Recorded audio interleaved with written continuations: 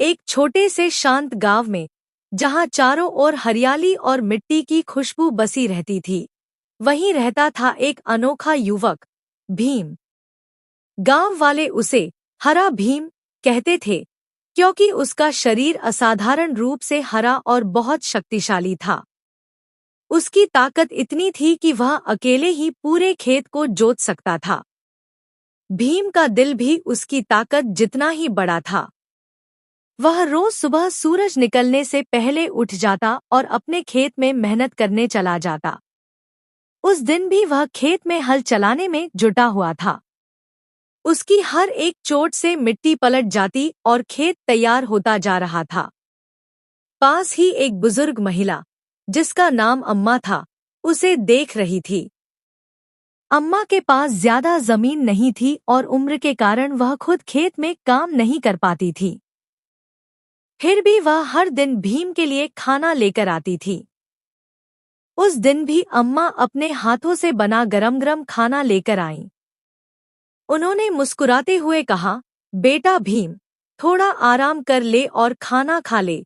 भीम ने हल नीचे रखा और अम्मा के पास आकर बैठ गया। भीम ने कहा, अम्मा, आप रोज मेरे लिए इतना कुछ क्यों करती हैं?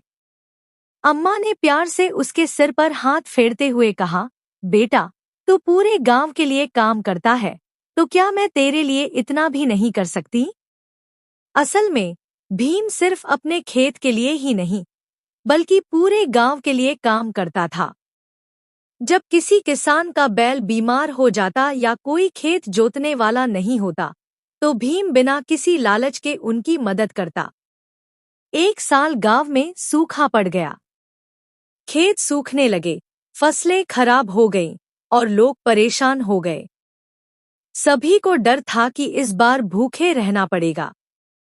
तब भीम ने फैसला किया कि वह पूरे गांव के खेतों को अकेले ही तैयार करेगा, ताकि जो भी थोड़ी बहुत बारिश हो, उसमें फसल उग सके। दिन रात मेहनत करके भीम ने हर खेत को जोत दिया। उसकी मेहनत देखकर भगवान भी खुश हुए और कुछ ही दिनों बाद अच्छी बारिश हुई। गांव के खेत फिर से हरे भरे हो गए। फसल इतनी अच्छी हुई कि पूरे गांव में खुशियां लौट आईं। लोग भीम के पास आए और बोले, तुमने हमें भूखे मरने से बचा लिया। तुम हमारे लिए भगवान से कम नहीं हो। भीम मुस्कुराया और बोला, मैंने तो सिर्फ अपना फर्ज निभाया है।